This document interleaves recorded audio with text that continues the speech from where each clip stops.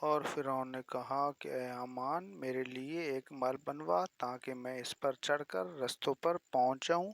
یعنی آسمانوں کے رستوں پر، پھر موسیٰ کے خدا کو دیکھ لوں، اور میں تو اسے جھوٹا سمجھتا ہوں۔ اور اس طرح فرعون کو اس کے اعمال بد اچھے معلوم ہوتے تھے اور وہ رستے سے روک دیا گیا۔ فرعون موسیٰ علیہ السلام کو ان کے رسول ہونے کے دعوے میں چلایا اور جھوٹ و افطرا سے کام لیتے ہوئے لوگوں سے کہا کہ میں تمہارے لیے اپنے سوا کوئی معبود نہیں جانتا،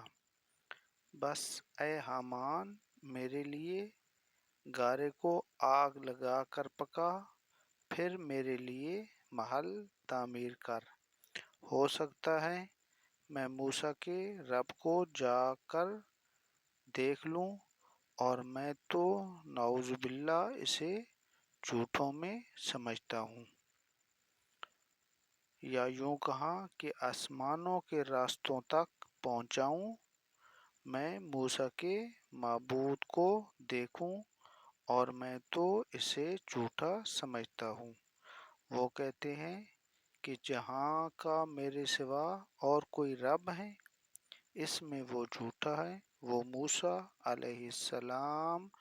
اپنے اس دعوے میں جھوٹا ہے کہ اللہ تعالی نے اسے رسول بنا کر بھیجا ہے۔ فرعون کے حالات کے ساتھ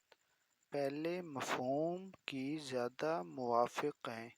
کیونکہ وہ ظاہری طور پر سامنے کا ہی منکر تھا، اور دوسرا مفہوم الفاظ قرآن کے ساتھ زیادہ مطابقت رکھتا ہے،